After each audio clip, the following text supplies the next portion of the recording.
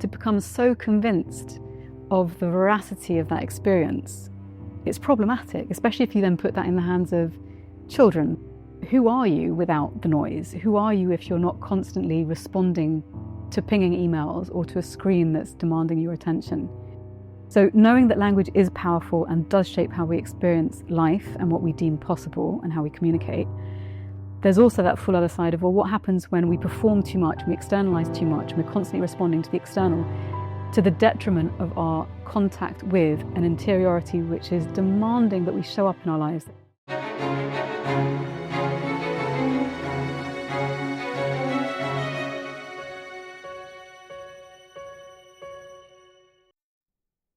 So this week on GAEA Talks, Nathalie Nahai. Yeah.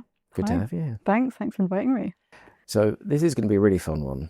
You are an artist, an author, musician, and technologist? Yeah, more from the kind of psychological human behaviour side, but yeah.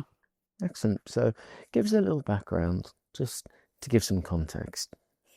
So my training is initially was in classical violin, and then in guitar, and then in psychology, the degree in psych, and wrote a book on the intersection between persuasive tech and human behaviour. So it's called Webs of Influence, and it looks at how our online environments shape our decision making, our patterns of behaviour, our ways of thinking. And that was back in 2012 when Facebook was doing the kind of nudging, and it was kind of like an early warning sign of some of the things that we're now seeing today, basically. So I ended up writing the book, and that led to a career doing lots of talks at conferences about that kind of relationship between persuasive tech as it has evolved. And obviously now there's a lot more of that connected with public-facing AI, so chatbots, etc., and human behaviour, both in the world of business. So how do we conduct business relating to persuasive tech in a way that is ethical, but also leads to success, whatever that is for business. And then the flip side, which is often in tension with that, which looks at societal flourishing. And on a personal level, so there's the art and the music. I'm always interested in the deeper question around how do we harness the tools available to us in service to the flourishing of life, and not just human life, but the entire set of ecologies to which we belong.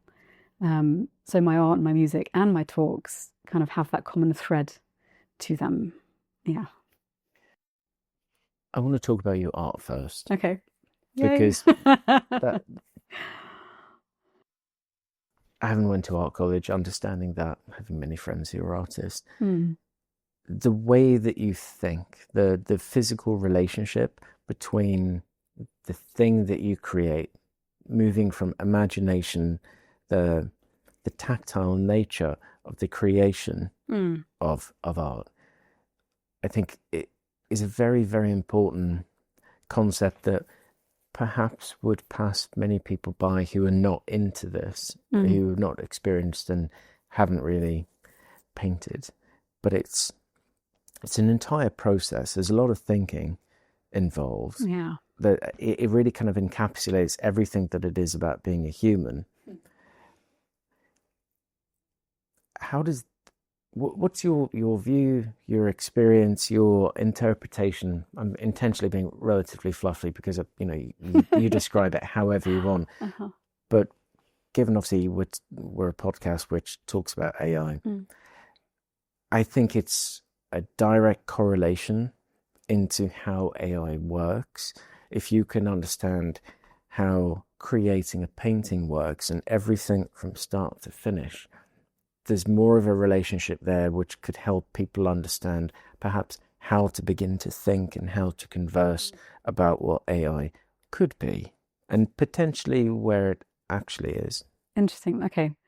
I'm going to take this in a particular direction, I think. So I think one of the things, because I went to Central St Martin's when I was in my early 20s, art school was always the thing I wanted to do. And it just wasn't for me because it was super conceptual. I'd just done my degree in psychology and I wanted technique. It's like, I knew what I wanted to create and it just wasn't furnishing me with the skills to be able to do that. So that kind of ended up on the sidelines. And it was only 9 years ago when I went on sabbatical to Barcelona, to the academy, to learn how to paint in a classical way in the atelier method, which is basically from 10 till 5, you are either standing in front of a person who's standing there nude for you for an entire hour or 2 hours, which is really hard to stand still. So you're studying the anatomy, you have anatomy classes, or you're doing studies of masterworks, whatever, and you're doing that basically 5 days a week from at least 10 till 5, possibly 10 till 8 every day for 3.5 years. Like, that's it. That's your world. And I think one of the things that I learned that I wasn't expecting to encounter was the degree to which one comes into, at times, conflict with oneself. It's like, I remember there were so many mornings where, even though I'm there and I'm doing the thing that I most love, one of the things that I most love, as you're standing there trying to create something, adjusting for your perceptual biases to make sure that the symmetry is right, or creating effects that render a 3D object into 2 dimensions on the page, but to give the sense of volume, like all of these, there's so much technique involved, but the technique is in service to something deeper, which is to creating the impression of something which is meaningful and real, and then coming into conflict with yourself after 3 or 4 hours of painting or drawing. You're coming to the edge of your capabilities. It's like, I just do not know how to get this specific thing right, or I just don't understand the technique for how to get the right value. So whether something, anyway, the point is, it's kind of these particular expressions of human limitation, perseverance. Oh my God, I can't do this. This is much too hard. Why did I ever sign up for this? Overlaid with all of these societal pressures of, you're never going to make it as an artist because arts are being completely cannibalized. Well, at the time, AI hadn't come out yet, but by all of these other means of production, or, so you're facing into all of this headwind, and at the same time getting better at reproducing something which is beautiful, so that at some point you've acquired enough skill, perseverance, deep focus, critical thinking, technique, strategy, to be able to bring into being something that you've conceived in your own mind's eye. And that is something extraordinary. It has all of these layers of depth, and it's so much more of an involved process than I ever imagined. So then when it does come to the point where you are, you've completed that period of study and you have to make your own painting, who are you? What do you want to create? What's within that realm of your imagination that wants to come forward? How do you relate to that? What do you want to say about the world? Where do you find the greatest beauty or pain? How do you transmute that into an image that then has some sort of resonance? How do you deal with boring technical stuff like strategy, making the time, deciding what you're going to work towards in service to what? So it implies so many different things. It's a process and a means through which to encounter many of the human challenges that we face and many of the assumptions that we make. And if we're going to bring that back towards AI, I think one of the things that I noticed that I think we're missing is the question of, in service to what? The point and purpose. Yeah, the point and purpose. And is it something that you're doing, when you're using or honing your techniques in prompting, or to create, if it's through seed dance or nano banana, or to create a beautiful script or an ad or whatever it might be. If you're using, obviously I'm just touching on Gen AI things here, but if you're using something to prompt something into being, that's well and good, but part of the beauty of any creative process is the act of self-encounter. And through self-encounter, hopefully, a deepening of compassion to others who might also have struggled in that way. So it shouldn't just be this kind of isolated, self-interrogatory kind of process that doesn't then impact how you see the world. It kind of hopefully deepens you as a person to then be able to relate to the world in a deeper, more complete way. And I think one of the things that AI does is it short circuits that processing time. So there's an immediate output. And potentially, if you don't, and this is like one other thing to mention, if you are using AI to generate ideas, then the seed isn't even yours. And that's when you become an editor. So then there's kind of this idea of, in my mind, I think of it as imaginal atrophy. So at least if you have a seed, a kernel, a vision, something that arises within you to want to create, and that's your starting point, then by all means, you use whatever tools available. But if you're outsourcing that core part as creator, as human, which is the fundamental of life, to be able to create or be created, then you've absolved yourself of one of the primary purposes of life that gives the most beauty and meaning. And that's problematic. In many ways, it's understanding context. And now in AI, context means something different. But are you talking context windows, memory, or are you talking human context? Human context, or the context of the world in which we live. In the sense that it's really important to understand how you use your senses around you. Because we can assume, oh, we're here, we're doing this, we're doing that. The majority of information that is immediately assumed or thrown away. I often get people to draw a face. And they're like, well, you random nutter, what are you doing? Say, right, just draw an oval. So a head. Now put the eyes in. Now put the nose in. Now put the mouth. And now put the ears. And what happens pretty much every time, I mean, every time in the sense I've never done it with people, they've drawn what would be considered mathematically in any way relatable to reality. So they'll draw an oval, they'll put the eyes 2/3 of the way up, then the nose, then the mouth. Now, if you look at a human being, I mean, you know exactly where I'm going with this, and you look at the measurements and you look at the tops of the ears and you look at the eyes and you look head on, you're probably talking 50-50, roughly, right? But people put the eyes up here. Why? Because when they're a kid, they will look up at their parents. So their initial establishment of the concept of a face from that perspective, is done from a 45-degree angle looking up. Yeah. And even though they're an adult and they have eyes and they can see what is in front of them, the power of that memory, that mental model, that's it, overrides. Always overrides. So when I talk about context from my perspective, and this, if you're making decisions in business or in life, right, because this is universal, how much information are you looking at, hearing, listening to, reading?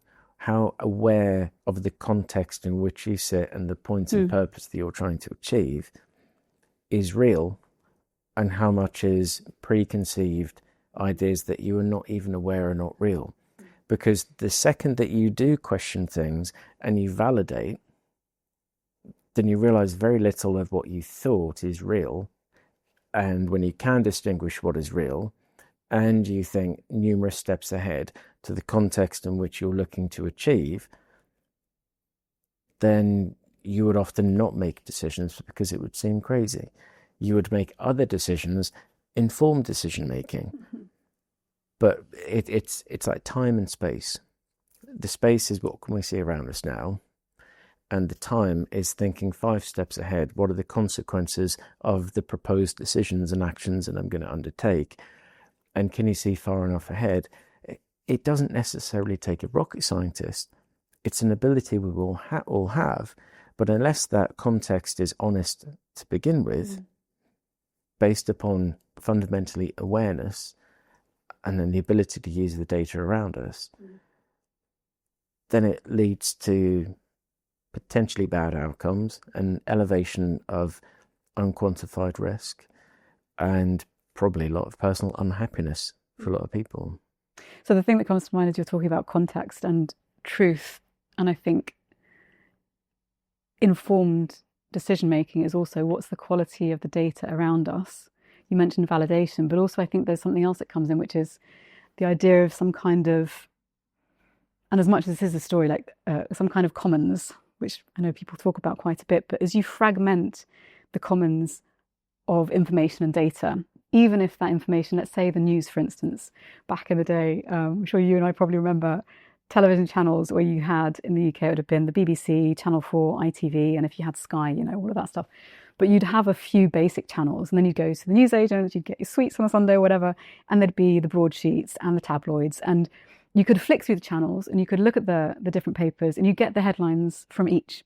So even though there are clearly incentives at play as to what kind of news is deemed headline worthy, depending on a particular political perspective or financial incentive, whatever, everyone would still see the same sets of stories, let's say. And at least what that does is it creates some sort of consensus terrain of data from which to make decisions, to come together, to discuss. And it's not without its problems, but I think now the context has become so, and in such a detailed way, so perverted in the sense that it's really hard to tell what's true and what's not. And before we even touch, the complexity of subjective reality and how one person living in the same building or a child within a family might have a completely different experience of childhood than their sibling. So there's subjective reality, which already is pluralistic and complex. And then if you have a data context, which is increasingly personalized towards the incentives of advertisers that want to extract your data by, gaining your attachment, attention, whatever it might be, then you're talking about contexts which are irreconcilable. Because if you've got, I think it was Zuckerberg was talking about this, but if you've got an n of one, like a number of one, and you are personalizing, whether it's in a chatbot like ChatGPT, adverts to that person based on all of the information that you've just put in there unthinkingly, your medical records, your insurance claim that you want help reading the contract, the thing that you wish you told your therapist but it's too expensive so you stopped, So suddenly you're ending up in these contexts where data is perverted, it's manipulated along incentives that serve the companies that provide the platforms through which you're having that kind of engagement. And you end up with this kind of weird, uncanny bubbles of one situation where people might come into contact, but because their contact with friction between real human people has diminished, especially for young people, where everything's mediated by social media, the capacity and ability to come into contact with someone with a different perspective is weakened. So you might not even stick around long enough to be disabused of your own individualist perspective of what is and isn't true in your own data bubble. So maybe this is too much content, but there's that. So I think what we desperately need is a way to come out of our bubbles, to have robust discussion about, okay, what did you see? What headlines did you read? What meme did you witness? What kind of trends do you see? What do you think is going on in the world? And have the means within which to have robust, respectful, interesting conversations about what's perhaps being shared, what our assumptions are. Like, we need real context. But this is what interests me, is to shatter that illusion, to take back an element of control and to form proper context. The actual skill required goes back to the original point of what is the experience of learning to paint. All of those lessons that you learn of the critical thinking, observe what is in front of you, challenge, are you seeing what you're seeing? What you think you're seeing. What you think you're seeing. Yeah. And what you're actually seeing. Yeah. What data points do you have? Can you frame information which is given to you and understand what the motivating factors? So it's really just, can you see things for what they are and are probabilistically? And can you see things that are empirical? And can you see that the skill that one requires is that ability to kind of recenter and say, right, let's question what I'm seeing and also be aware of what you're potentially not seeing. Yeah. Because if you understand that the form and function of the majority of information coming at you is the product of someone trying to sell something, and that could be a narrative. So from a political perspective, of course, people are going to say things which are in their interest. Usually one will say one, the other will say another. I've had the discussion with young artists about their fashion sense. They're like, no, this is my fashion, this is my style.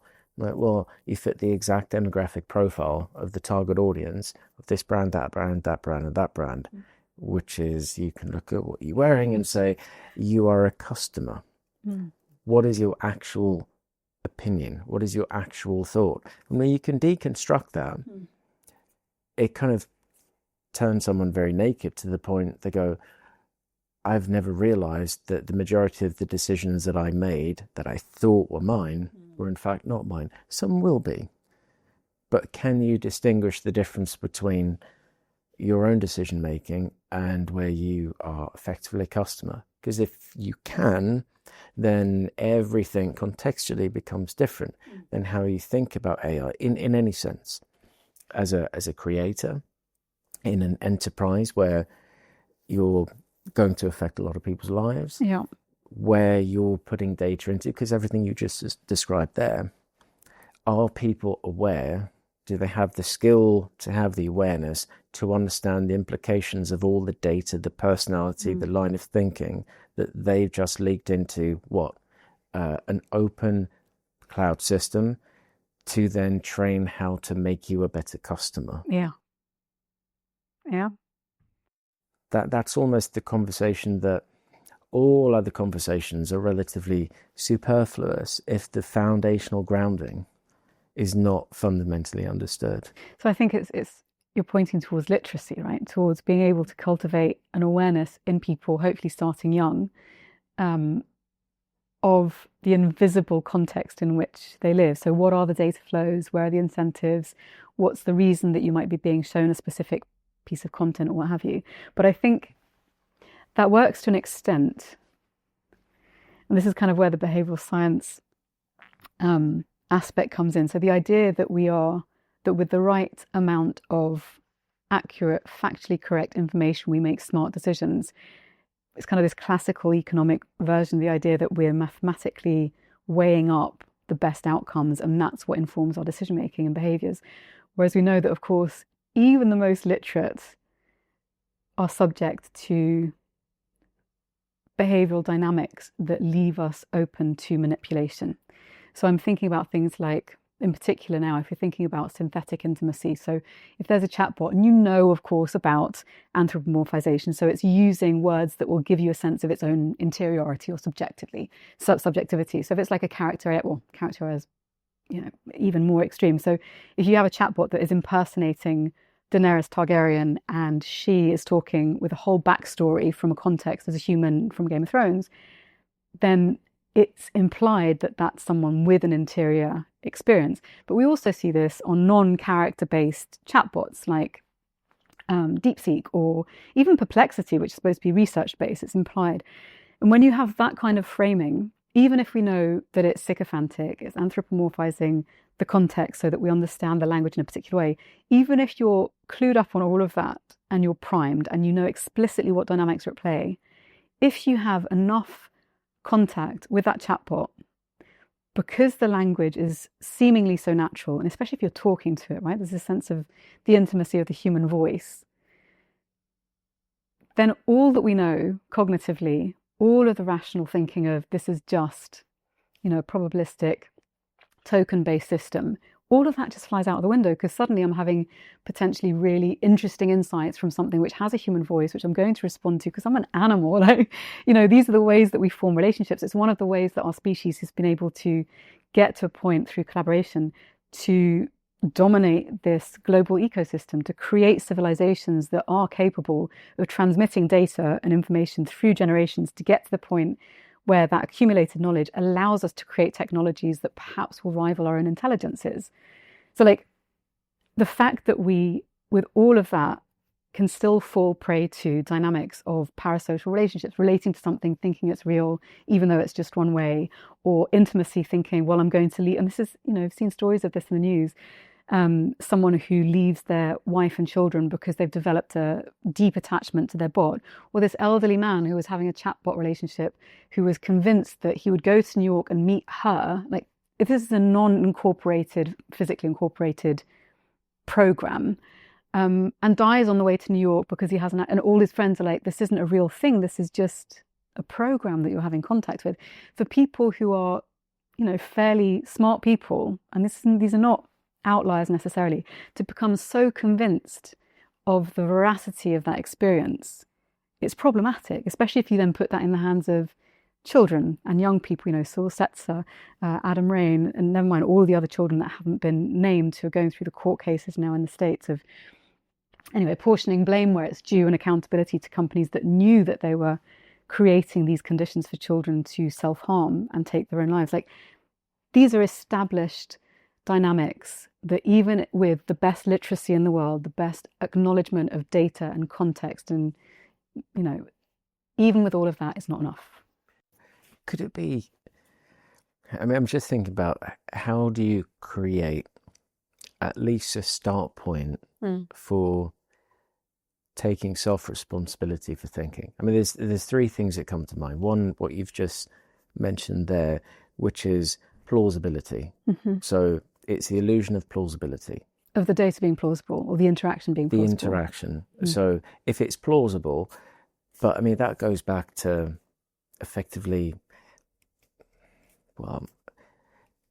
socioeconomically, And perhaps politicians have been able to do a lot of things because if you sound very, very educated and you sound like you're in a position of authority, it's plausible that you'll believe someone. Yeah. So there's all these other factors. But then you really look at the information, go, this person hasn't got a clue, they have no experience, and they're actually not that bright.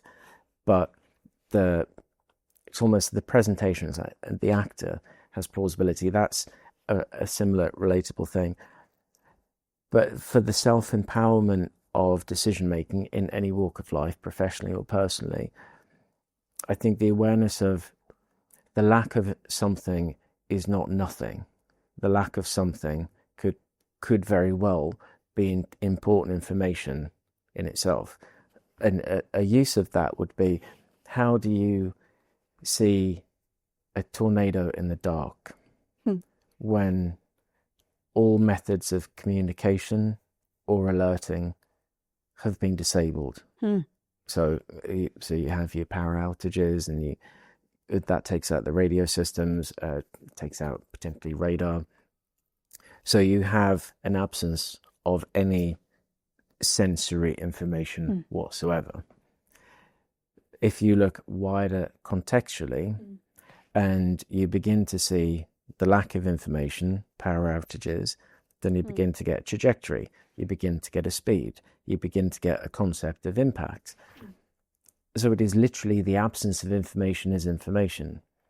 And the awareness that we probably do not have a lot of information, and if we're reliant upon something which is presenting itself in a known methodology of plausible communication, then it should be upon us as individuals to say, all well and good, and it could be right, and this could be useful, and it's very plausible, but it's upon me to ask the question, what do I know I know? What do I don't know I don't know? And you just kind of define these out and saying, there is probable grey area in space, which is not even on my radar. How can I go about asking the right questions in order to find something that I don't necessarily know what it is that I'm looking for? I think one of the things you describe with the power outages is that you're talking about data points within a field of data points. So these are not isolated things, in the sense that, I'm going to kind of relate to this there. So whose responsibility is it to educate oneself to be able to understand how best to make decisions, to understand a context with greater clarity and veracity? And I think often, especially in individualistic societies, there's this sense that it's incumbent on the end user or the individual to assume all responsibility. And of course, intelligence and our capacity to respond and be resilient is not an individual thing, even though we think that intelligence might well, and obviously it connects to one's own capacity for reasoning and emotional response and IQ and the rest of it. But I think it's incumbent on us to understand the field quality of intelligence, the field quality of shared responsibility, so that when it comes to literacy and understanding context better, we're not just tiny little individual elements, and it's not just up to one single person to make sense of their environment, because that's never been how humans have operated, right? So I don't know if I'm taking this in a different direction than you. No, I agree, and I think it's where do we sit within a system? So what we do know is the people around us. We have actual human relationships. We can trust certain things, we can question. I mean, even going back to how creative work was done in ad agencies to get a copywriter and an art director together, the actual incredible impact and output was usually out of dialogue relating to their own human experiences, but propelling themselves forward and saying, well, this client is looking for this, so let's actually go and walk around Shoreditch. Let's look at the audience. Let's invite lots of sensory inputs and say, well, we're part of a system. Someone else has done the brief. It's all part of a network effect. And in enterprise, in companies, it's all about, well, I have my little part of the world, but let's engage. Let's begin to get views from different people, because usually if you ask a question to people within an organization, they'll probably give you insights that you would have no idea. And if we're looking at it framing with the use of AI, it kind of demystifies a lot of the narrative, public narrative, being probably more deeply associated with those people trying to sell a product and convince people, look over there, it's fine. But between a bunch of people, you can look at a newspaper article and go, right, well, we've got an idea. We don't actually know whether that's true or not, but we know they've got an agenda, and we know this one has a different agenda. But, what's your experience? What's your experience? What are we seeing? Can we seek more information? Yeah. And can we validate? I mean, if you look at a number of coups that have happened in countries, it's because people have gone, hold on a second, we can now communicate, we can share information, and we're going, we're all experiencing something which is very different to the narrative. Yeah. It's almost empowering as an individual and as a collective to understand what the risks, consequences and potential opportunities could be, with an element of personal control, but not with sole, entire weight of responsibility. Yeah. Does that make sense? Yeah. Okay. It does. Well, yeah. Well, I mean, yeah, I agree. I think one of the things that I've noticed with seeing other thinking about it, different narratives and agendas within papers and the rest of it, I was looking at some interesting research that was examining the biases that are embedded within large language models that come from different parts of the world. Obviously, with DeepSeek coming out last year, and it created a great big ruckus, and now we've got GLM and other open source models coming out. And also there's another one, I can't remember the name of it. There's a Swiss AI that's just come out that doesn't collect your data. It's privacy oriented, negative carbon emissions, I think. Anyway, so you've got all these different burgeoning, in many instances, large language models being conceived in different countries. And when you look at the ways in which they are designed, obviously depending on the data that's used to train them, these different kind of cultural biases are embedded within them, and you can start seeing them. So that's really quite interesting in terms of the agenda, that sometimes the agenda is implicit. So if you're looking at things like a greater concern around individual or personal freedom versus more collective representation and stability of an established norm, you can start to look at things in that way. I think another thing that I found was quite interesting when it comes to implicit dynamics. There was a study that came out recently that looked at the language that was used, the output, the difference between, if you're taking like a research paper that was written or created, generated by AI, versus a research paper on a similar subject that was created by a human. And the humans use much more hedging language. So for instance, it might be, we conducted a study looking at nurses and mental health. Our findings on X, Y, and Z seem to suggest that X, Y, and Z, and it may be that these are the underlying causes. This is some further research. So it's a kind of like that, maybe it's plausible that it might infer, versus the kind of language generated by Gen AI models, which would be much more conclusive and, to your point, confident about whatever it was. It was like, this study was conducted in this way. The results show that ...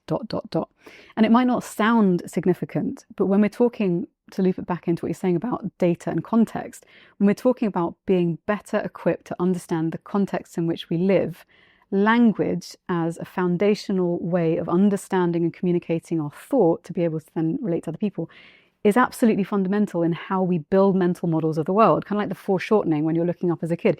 If you're raised on language that is deterministic, that is closed, that doesn't allow for hedging or for questioning, which is at the base of the scientific method, is to question everything and go on your null hypotheses.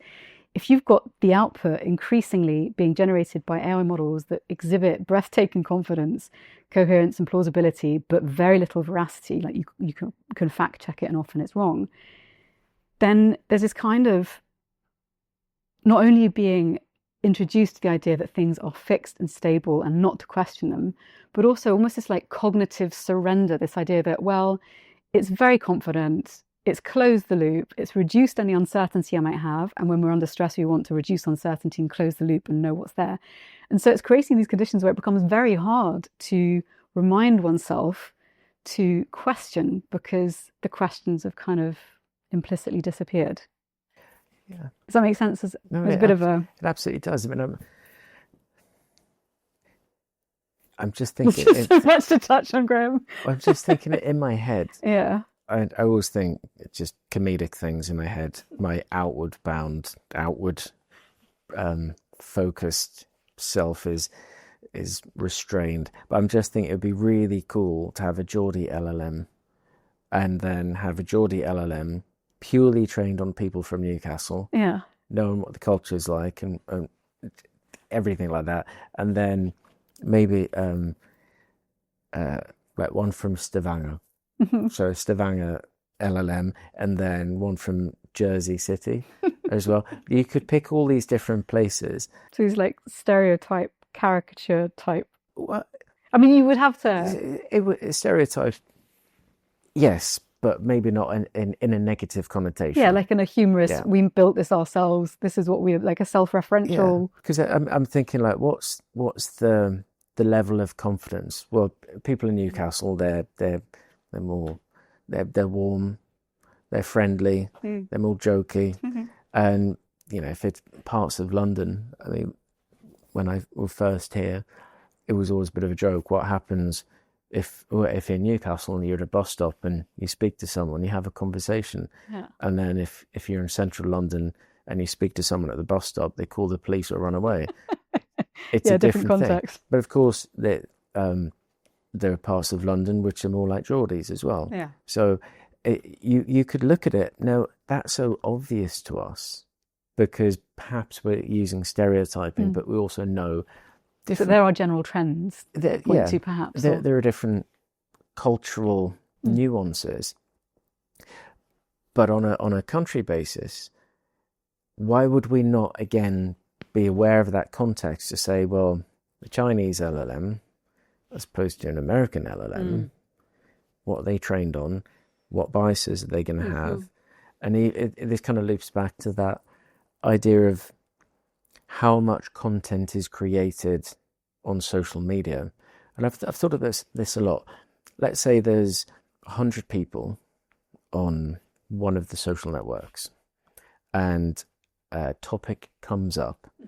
And on one side, you've got 5 people, well, let's say 50-50 in views and opinions, but 5 people on one side say some extreme stuff, and 3 people on the other side say extreme stuff. But the other 90 odd, well, not getting involved in that, so they don't comment. Yeah. So when we're told that it's been the LLMs have been trained on massive amounts of data, and what people's views are, well, automatically it's not everyone's views, it's the extremity of views. But then that's been conflated as everyone's views. But then that's been influencing that tonality. Yeah, and culture.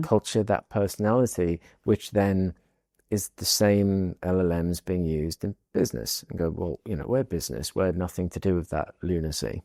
Yeah. Like, well, now you kind of are. Yeah, well, the training data to begin with is essentially everything that gets scraped from the internet.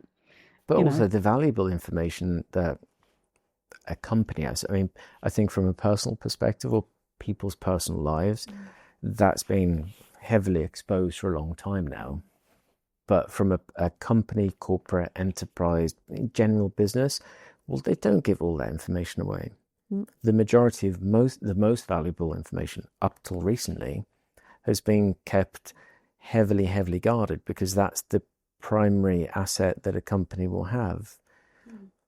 But again, if it goes back to the context and they're not thinking, they're not aware, they're looking at misshaped heads because they've got all these other perceived ideas, they're not even thinking in a way which exposes what the potential risks are.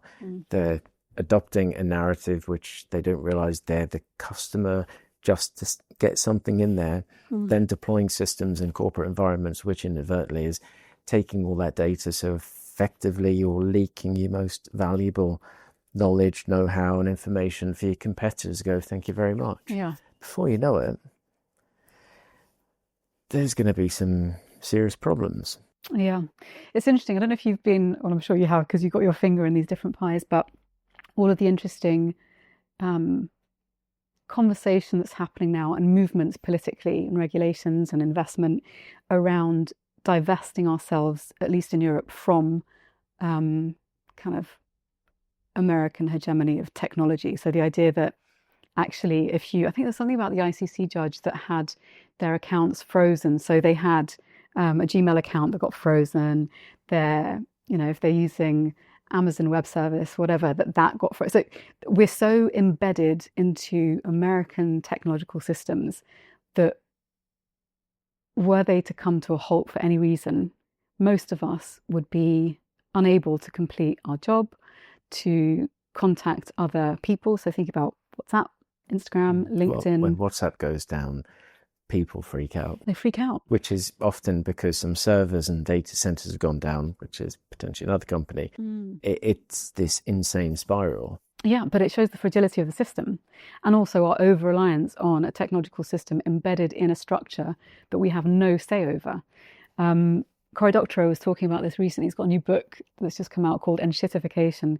And one of the things that he talks about is this anti-circumvention law in the States, which basically means that if you have a piece of technology, let's say a John Deere tractor or a wheelchair that allows you to move because you're bedridden and you've got a wheelchair that runs on software that's automatically updated, any of these kind of heavy lifting, impactful software-based technologies that help in agriculture or in healthcare, in the States, if you're sold one of these, you're not able to tamper with the software that's embedded within it. So if for some reason your tractor stops working and you can't bring in the harvest, or you can't go outside because your wheelchair stops and you have to pay an extortionate fee to be able to bring someone out to do it and you're bedridden for 6 months, if you try to tamper with that system, you get sent to jail rather than, the company that's providing it to you. And so there's this interesting thing that he talks about with this anti-circumvention law and the associated risks of having access to the data and the software to make changes, where, as far as I understand it, countries that want to trade with the US who have to agree to these terms in order to not be levied tariffs again. So if we want to, work with the US and we have to agree to terms, otherwise we'll get a tax levy. We obviously are going to capitulate because it's a massive player on the world stage. And yet now that there are so many trade embargoes or penalties, this realization that actually if you've already been hit, it doesn't actually matter if you're going to get hit again. It's like, well, let's at least reclaim sovereignty of our data, be able to have access to our own citizens or customers' data, like in the UK using American technologies or whatever, or it could be a Tesla or whatever, being able to change the dynamics of the game so that we're protecting the data that people are parting with, so it doesn't have to be siphoned offshore, monetized there, and then we get none of the benefits. We being an economy, the UK economy, let's say. Anyway, he does a much better job of describing it, but these sorts of dynamics, I think, are now starting to shift. So I'm wondering if, something that we were talking about before we came in here, these conversations about who is getting my data, is it worth the cost? Am I being extorted?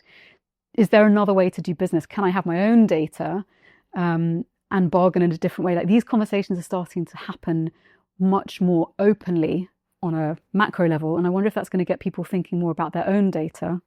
So you're talking about the avatar and the rest of it. Maybe that's an interesting place to... I think it's definitely going to be a place of beginning to realize there is an alternative way.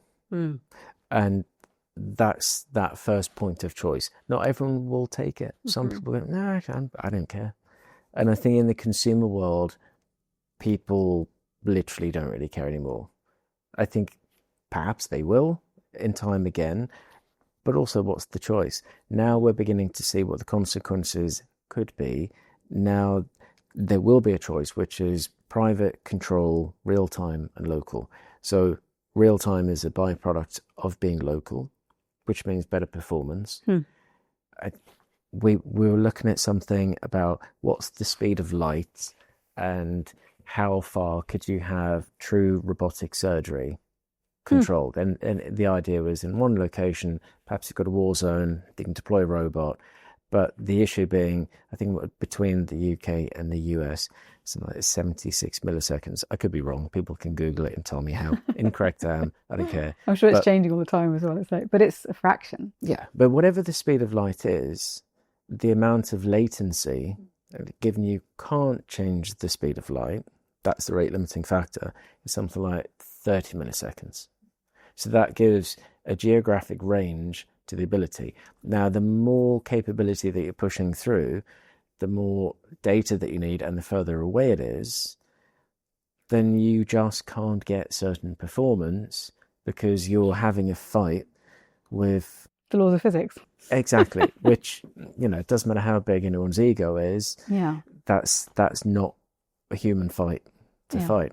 So if it's done locally, like most of our processing on our phones now is, like we have edge devices everywhere anyway, we have our own computers. Do we really want the operation of our computers being outsourced somewhere else controlling it, the data and the lag?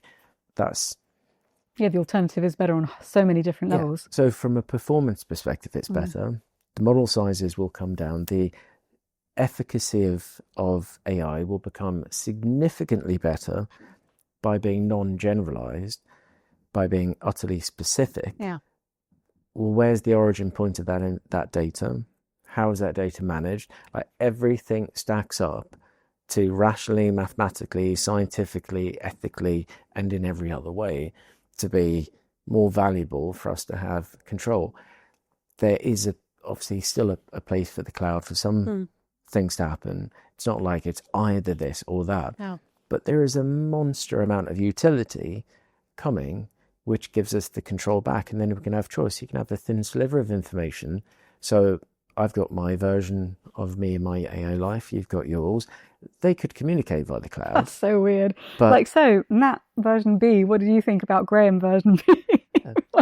We had a very interesting conversation. Really? Yeah, I bet. But effectively, it's an extension of ourselves. So you can just go, right, my extended self, no. Not I just wouldn't anyone. I double guess what I talk about sometimes. And then how do you? I suppose that's the other thing. It's like I often find that thinking comes through speaking. Do you? Yeah. You might say I might say something, and I'll think, oh, actually, I might want to dive into that a bit more. Maybe I'm talking about this theme, but actually, I'm noticing that there's a gap here. Okay, so maybe I'll revise this. Or you might say something like, oh, hang on, I completely hadn't taken that into account. And so I wonder with that it's also, it throws up that question again that you mentioned earlier about confidence and certainty, which is that we can only ever operate with the amount of information, lived experience, resource, wisdom that we have in the moment. Hopefully me of next week or next year or in 10, 20 years will be a more compassionate, more wise, hopefully more insightful version of who I am today. And so I wonder, but that has to come through. So the question I guess I'm getting at is how confidence and learning happens between our avatars. Is there the potential for learning to happen between avatars, or is it unidirectional in the sense that everything that I've embodied and imbibed then gets transmitted consciously because I choose to share it with my avatar, and it doesn't then take on data from other people's, I think, do you know what I mean? This is the point though, is all the above or none of the above. It's who has control. What are you comfortable with? What are you willing to experiment, try with? Because it could be, what's the rate limiting factor of our ability to communicate, share knowledge? It's the fact we're here, we're speaking at the speed that we can speak at. But we could continue to speak for another 80 hours and share ideas and thinking, and then you'll have an idea of what could be interesting, I'll have an idea what could be interesting, and maybe we'll have the anchor chats, and then we want to explore a subject where we literally don't have time because of the rate limiting factor again of physics, and we go, oh, I wouldn't have thought, we've decided, we've come up with something, we've been having some meetings with our AI avatars. You've been in the studio, I've been doing something else, and then they come back and go, yeah, there could be something there, and you're like, actually, yeah, that does make sense, because it has enough context about what I'm interested in, what I know, and called rate limited by what I allow it to do. And Yeah. you're the same. So within boundaries that we are in control of and set, with the objectives of what we're looking to achieve, or the space in which we want to allow thought to be undertaken, could lead to something interesting as long as it's within our control. Now, the point is, we wouldn't want all of like 50 hours of us discussing, potentially some confidential ideas and other things, leaked into the public domain, then to be regurgitated, recycled. I mean, or could hacked. be, or hacked. So what's going to happen, how it's going to happen, I think is up to the imagination. But on what foundation are we happy for that to move forward? Because I think it does come down to a clear choice. One that we control and we can get wrong or right, or one that we've never and will never have any say in. So I'm curious what your take is on, because there's a piece around that, which is a psychological piece around agency. So agency, you get to decide, it's your avatar, the data sits with you. There's another piece around regulatory frameworks that support your agency, which I think at the moment just do not seem to be as available as they should be. I always said there was one law, I think it was in Denmark, where citizens' biometrics were deemed copyright of the individual. So, for instance, you can't scan your face or take biometric data such as your iris scan or vocal recognition technologies, things like this. So there are certain laws that can already be extended to apply to existing or topical issues from existing laws. But so my question to you then is, when it comes to things like agency and regulation that supports the agency of the individual, what do you think needs to happen in order for that future to be more possible versus everyone gets a cheap version of this from Meta and it siphons off all our data and sells it to ICE and to the government? Like, you know, this is already happening. This is not sort of plucked from my imagination. How do we move towards a future that is more centered on cognitive sovereignty, psychological agency, personal choice? I think number one, show it's possible. Provide a framework where not only is it possible, but that people can choose to engage and take control. And I think a non-negotiable basis of it is the individual and the business structures which they participate in that have the control. It's partially a technology issue, which is entirely solvable, has been solved. It's a technology functionality capability. So upon the infrastructure, however it says, which edge, local, and obviously cloud, they're the three component parts. Can you then create the efficiency for it to be of great utility? And I don't use the term avatar because that implies a superficial skin, and that's it. Augmented human, because if you look at what you are, if you were described in the digital nature and me, yes, there is our likeness, there is our look, there is our expression, our body movement, there's our voice, the tonality, it's the communication and everything that do express. It's your experiences, it's your memories, it's your knowledge, it's your interests. It's describable in so many different modes, forms, and structures. The augmented human should be something that represents all of those parts, rather than being, which already exists in part. I mean, you've written books. Part of your knowledge is there. You've got one of your emails. You've got the things that you say out loud. You've got your purchase history of clothes you've bought. You have some of which will not be in your domain. You've already lost control. If you choose to interact and buy a blouse from a company, then your information is there somewhere. Yeah. But that's fine, right? Because there's an exchange that's taking place. Exactly. But it's your private thoughts, your private thinking. It's your art. It's the things which are created by you, the expression of you, which should be held protected and not duped into giving away en route without that being disclosed of what's really happening. So I think it would be possible to do that. And from a regulatory framework, it's no different from me creating a Photoshop file and a Word document, although Word document is the same thing. The cloud now, isn't it? Yeah. But private. I have my physical infrastructure, my little world, even from a corporate perspective, for my company, my network I've set up, I have our security.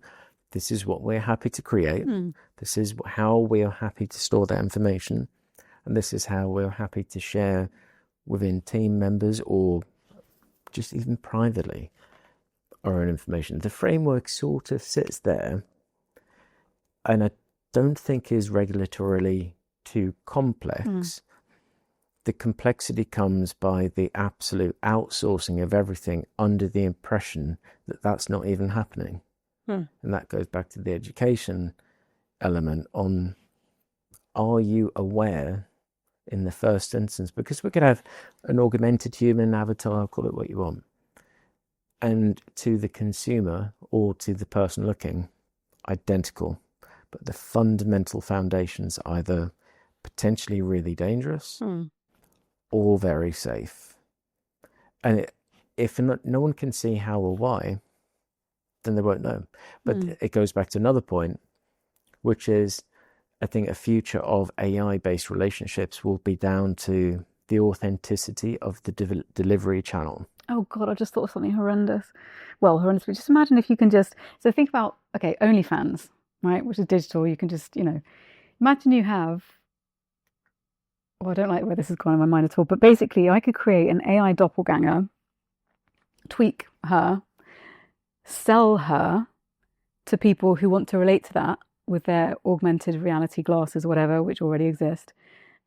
You're then talking about the potential for people to have parasocial relationships with something that is much more intimately yours on a massive scale. I don't like this at all. This is like the dark dystopian version of the holosuite on Star Trek, which I used to love as a kid, but I'm experiencing such a sense of internal dissonance between my love of this fantasy holographic kind of, the holodeck thing where you go and you experience the roaring 20s or whatever, and you can set the risks so that if you get hit, you feel it or you don't. Like, there's that. And then there's the actual potential of what we're creating, which, given all of the ways in which people abuse their power or are forced into circumstances where they have no other way through but to pawn off an aspect of themselves. I mean, we do it to different extents throughout our lives, I guess.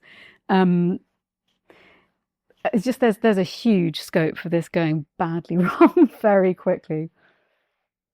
But this is also kind of what happened with the internet, though, isn't it? Well, exactly. That's what I mean. Like, I don't think we're going to have learned our lessons within, one generation? No. With the same people making the same decisions about these new technologies, new iterations of existing technologies. But it comes down to that it's still that element of control. So what can be done in a way that is logical, sensible, and very obviously not leaking everything out, inefficient, bad to the environment. So step one, there is a much better way of doing it.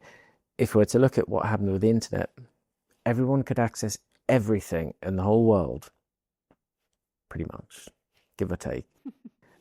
And the thing that fueled the majority of economic development in the technology of the internet was porn. Yeah, and also thinking back to January with Grok and the child abuse images, But that's a human issue. So maybe that's a more interesting route to go, because the technology can be put in service to anything we want. So how do we address the human issue of making really terrible decisions that cause untold harm to people who usually don't have the power to set regulations in place until after the harms have come to light?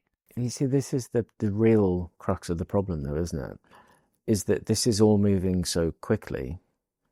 The potential consideration of the harm is the thing that the people making the decisions, if everything's evolving so quickly, maybe it's much, much simpler, much in the sense that,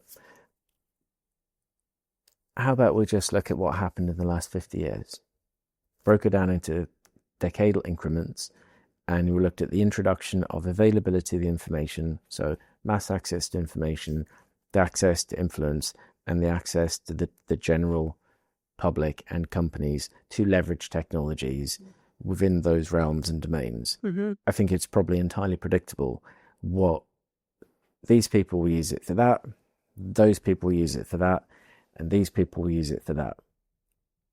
So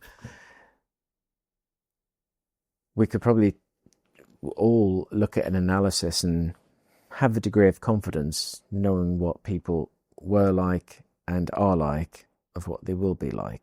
Yeah. And those people that were going to do nasty stuff before, that did nasty stuff before, as soon as they could get access to it, what's the probability they're going to do it in a new form? In many ways, it's looking like CGI and saying, well, you can use AI to create stuff. Well, that's what CGI was also used for. And before that, it was other more rudimentary methods. So the ability to use technology to create the outcomes, it goes back to the root source of what are you trying to achieve. And if you're trying to achieve something immoral, you'll have a better way to create an immoral thing. Equally, if you're trying to create something with an element of ethics and morality, that wouldn't even be a consideration to do something immoral. That you could do something dangerous and silly because you have a lack of awareness. So I think it comes down to the structures of responsibility, and it's probably a reflection of society in general, society and business, and probably politics in general. But then that winds back to what you wrote the book on, which is what is the probable negative consequence now compared to pre-influence age, because that gap that it's created of the lack of critical thinking and awareness of what's around us is the reason so many dodgy things people will be able to get away with, and how so many potentially negative things could happen because there's not that basic consideration. So doing something, well, I didn't realize there's anything wrong with that. Yeah. Not for you, but you've just done something that's going to affect them. The better awareness, you go, okay, I don't want to hurt someone, so I can recognize that the actions that I'm going to take will have consequences elsewhere. It's a tricky one, isn't it? Because I think I'm thinking about a lot of the Nudify apps that you get, which are making their way through schools. So underage, so beneath the age of 16, let's say, kids who, you've got your hormones raging. I get that there are, I think there's something very important about saying that this is an age which is vulnerable. Sexual drive is coming online, questions around identity, trying to navigate your way through these quite complex emotions. So that's already not a great time to be injecting persuasive tech into a cohort which is particularly vulnerable. But I think on the one hand, we could say, okay, well, that's criminal activity, creating pornographic images of your schoolmates. And it's typically 99% is women and girls, or your teacher.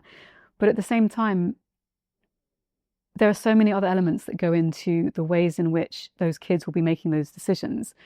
If you are operating, and I think here, I don't know how useful blame is. I think responsibility and accountability are really important to talk about.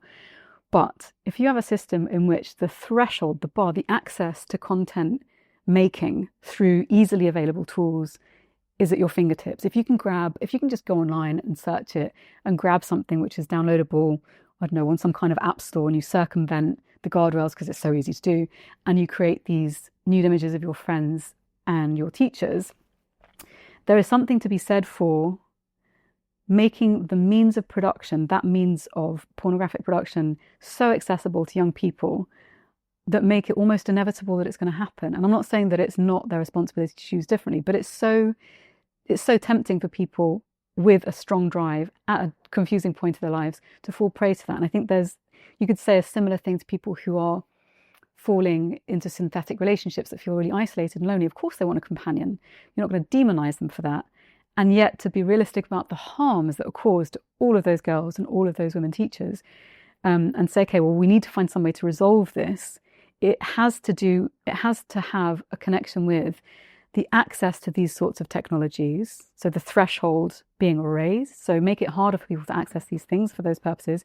Regulate them so that they cannot be used for those purposes unless it's been licensed by someone who says, well, actually, I'm a porn star and I would like to make my living like this. And I will license, back to the point about data. Yep, I'm going to license this. This is my consent form. These are the T's and C's.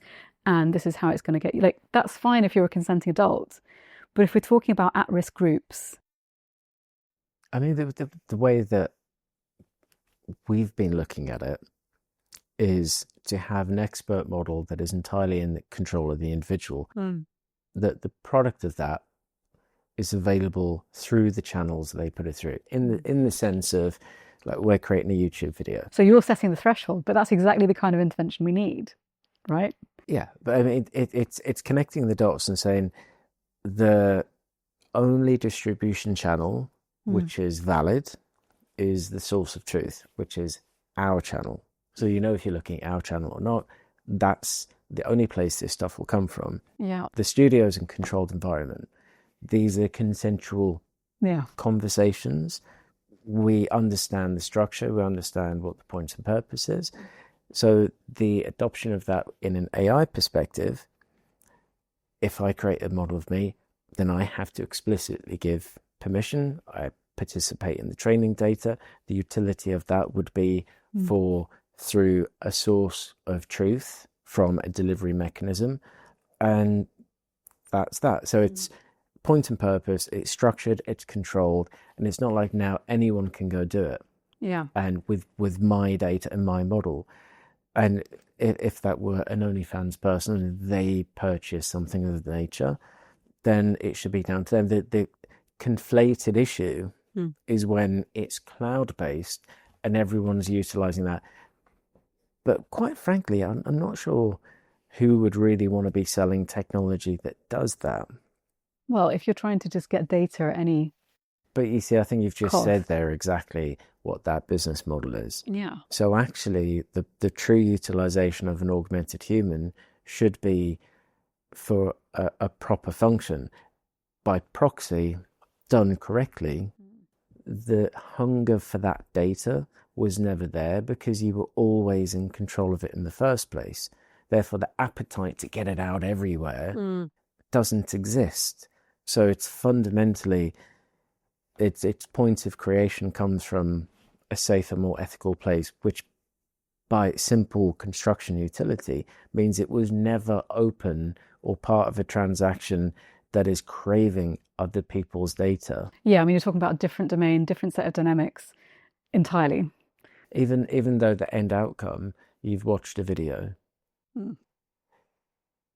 But one would never typically lead to the same outcomes because it's not empowering millions of people with the ability to misuse.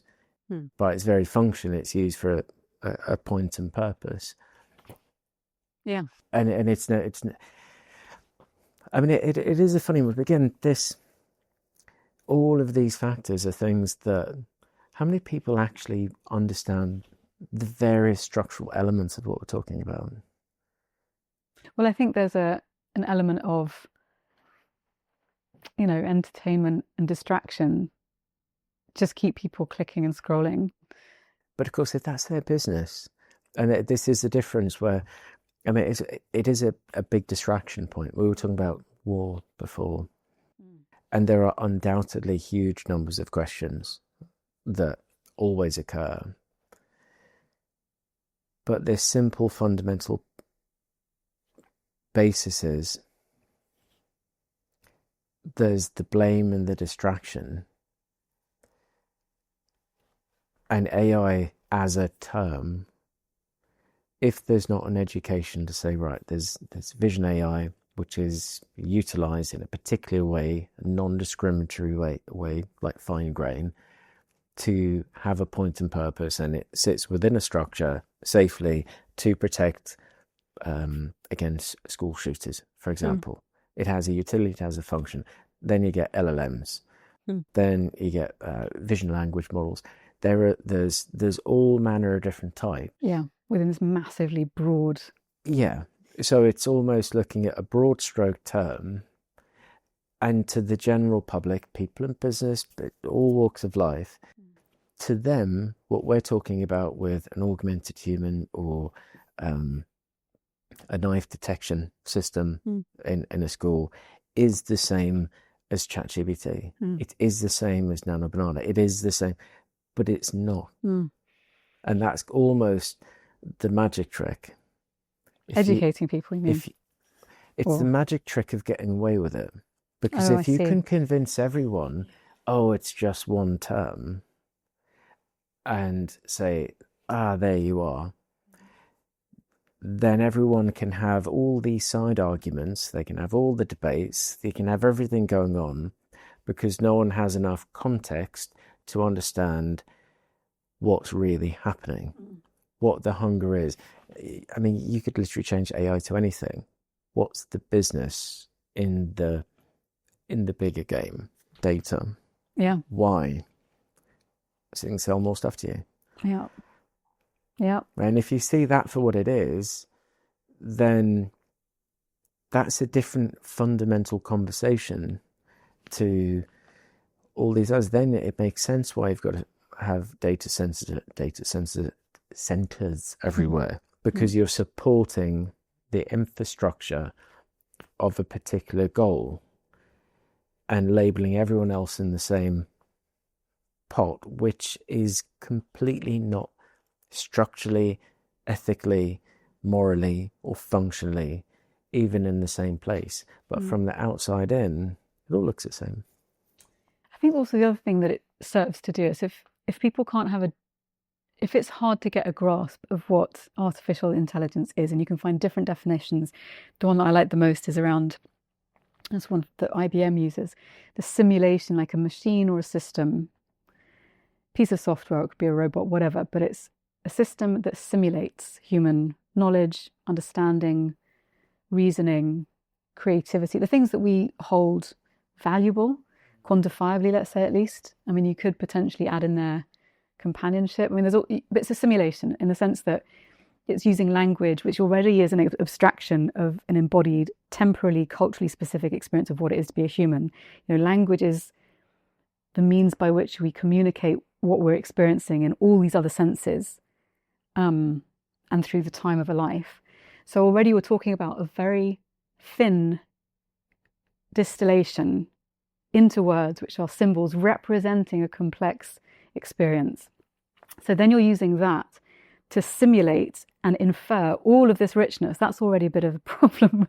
And I think that's perhaps the foundational piece, which is just because something seems to point towards all of the stuff that make our lives possible, meaningful, our experiences, our knowledge, our intelligences, that build that into being, just because it simulates that doesn't mean that that's where the output has come from. And I think that it's like kind of the Wizard of Oz trick. It's really important to know that that is a fundamental dynamic that will not change until, if it's even possible, you end up with some kind of embodied artificial intelligence. Maybe it uses computer vision and haptics and sensors to simulate. But even then it would be problematic because, you know, it's not just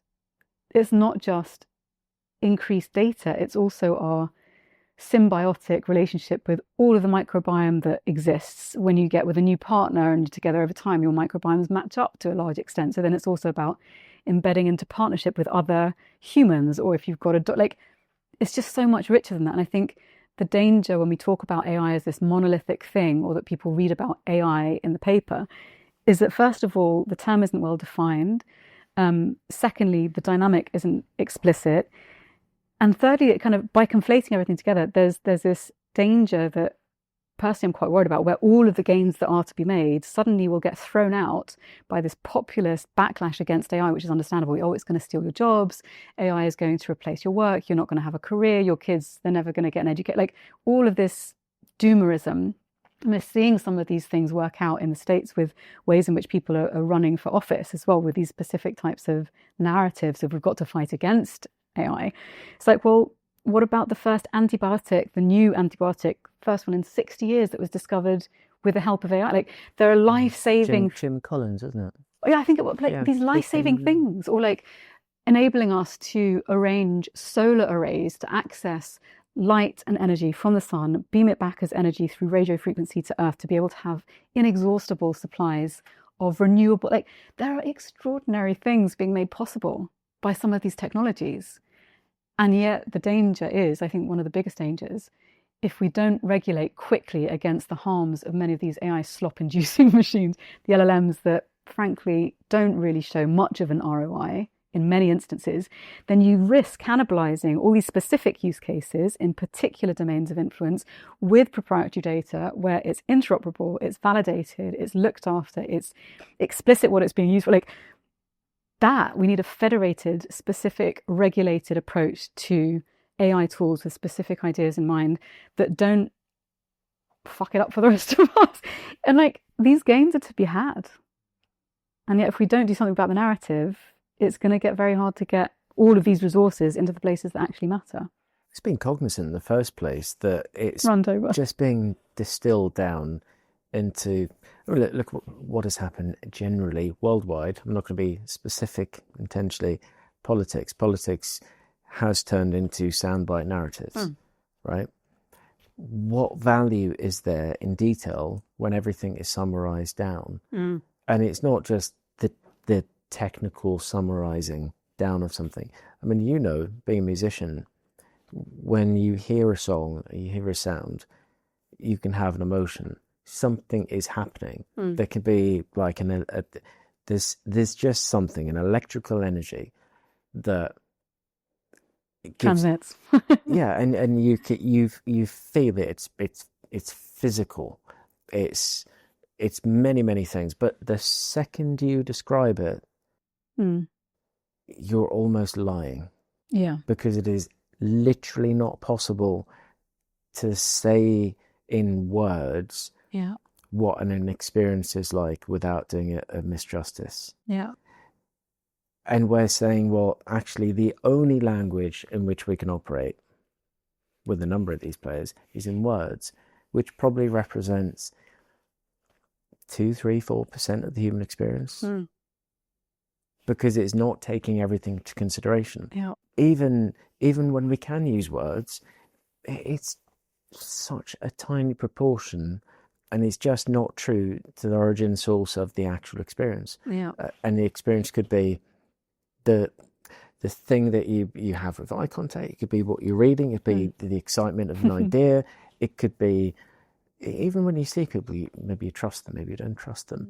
There are so many pieces of information. Yeah. It's like we're all being JPEG'd and just throwing away every, we're keeping 1 in 10 bits of data and compressing down and going, but no, honestly, this is raw data totally to where it was. And you think, that's just not true. Yeah. It's absolutely not true. But people aren't even aware, going back to the context, that they're not even aware it's happening. Yeah. And then it's injected with all the things that you've been talking about with influence. And this drive to perform. I think there's also, this is kind of like I'm seeing like there's kind of like a trend that, or like a thread that carries through all of this. So the music making, the creative process of making art or writing a book, or even training, your AI augmented self, or the aspect that makes you the augmented self, that there's something about self-reflection that permeates all of these particular kinds of activities. And I think for that to be made possible, we need to have a space that is sovereign and the ability to disconnect from external stimuli, the noisier stuff, because we're always responding to our environment, obviously, but to be able to tune down the noise long enough to create a space in which we can meet ourselves again, and meet ourselves within this wider web of life. So not just as individuals, but in relationship to things that live beyond the world of the digital and the technological and even other humans. And so I think there's something there about creating, knowing that language is powerful and it does influence the ability to articulate our experience and also to make sense of things and use the words available to us to understand life. And, if you've got several languages, there are certain words that simply don't translate across. Like in Spain, for instance, there's one called ganas, which is a bit like motivation, but it's also desire. So it's like, no tengo las ganas de, I don't have the ganas to do something. And that's a very specific thing to that particular language. So knowing that language is powerful and does shape how we experience life and what we deem possible and how we communicate, there's also that full other side of, well, what happens when we perform too much, we externalize too much, and we're constantly responding to the external to the detriment of our contact with an interiority which is demanding that we show up in our lives, that there's this kind of, who are you without the noise? Who are you if you're not constantly responding to pinging emails or to a screen that's demanding your attention? There's almost an impoverishment of the richness of our interiority that happens through constant seeking. And I think that's something that is really important to reclaim. It's often the best ideas come out of silence. I was once told, in the middle of a busy day, sometimes the best thing to do is stare out the window for 10 minutes and do nothing. No music, no distraction, just stare out the window. And then everything makes sense and you can begin to unpick, unfold, and then you can be more productive. Yeah. But the idea of nothing becoming something is so alien in the summarized, distilled, instant results. I mean, strategy, that a term used a lot, but it's really just observing in time and space. The majority of things that are going to happen are mirrored in replication of what's already happened. If we're wondering how long things will take, we can want it instantly. But I often look at trees and think, what's it like growing as a tree? That's marvellous. Except you can't, run away from the chainsaws. You can't get angry at a tree and say, come on, grow. Yeah. Right. But you know that if ultimately you want to achieve something and there is again, point and purpose, going back to the start of the conversation, things take time, take care of it on a moment by moment basis. And even though the world around is constantly changing and changing very quickly in certain ways, the same laws of physics still apply. Yeah. Some things take time, some things happen quicker. And I think to that point about taking time, it's we were talking about before, when you're talking about consistency and commitment and showing up in these kind of moments that build. We're talking about developing artists or a practice that you might have for yourself. I think especially as things get seemingly more stress-induced, and this idea of kind of this techno-determinism of this is the only option available to you, if we are to forge other paths forward and conceive of alternatives that are accessible to people, that they can try, that they can actually interact with and go, oh my God, something else is available to me, there are other futures that could exist, then being able to come up with those ideas when we are constantly bombarded with noise has to come back to developing some kind of practice where you find or cultivate that stillness and you slow down. And it's almost like this, it flies in the face of what we might think of as having to speed up to catch up. But I remember Thich Nhat Hanh said something like this. It's like, don't just do something, sit there. And it's the idea of, in the midst of the throng of chaos and panic and acceleration, actually sometimes what we need is to be able to find that point of stillness, to go in, to notice whatever discomfort's there, to breathe through it, to root down, and then go, okay, from this place, now what? I couldn't agree more. Is there any final points? We could keep talking for the next 5 hours. I'm not crack open the whiskey. Well, I think some of the things that struck me about our conversation is, deciding upon what values and ethics we want to build our technologies, that there are absolutely other ways of doing things. I think a question that is still open, which I think is something that we need to continue to revisit, is, okay, if we can model ethical models or technologies or applications in specific domains, brilliant. How do we now take these insights and ripple them out into domains which are much more extractive, because you can always, this is the thing about human general intelligence, is that you learn in a domain and then you apply these insights across other places. And I think also the thing that I would end on is, what is it that makes your life most meaningful or joyful? We only get to live a certain amount of time. How are you going to use that in service to all of the things that you love? And don't let narratives written by extractive, impoverished minds make you think that this is the only way forward, because it's not. Life is so much more beautiful and rich if we choose that path. So we have to do that collectively. And it's within our power. Yeah, completely. Excellent. Natalie, been a pleasure. Such a pleasure. Thanks, Graeme.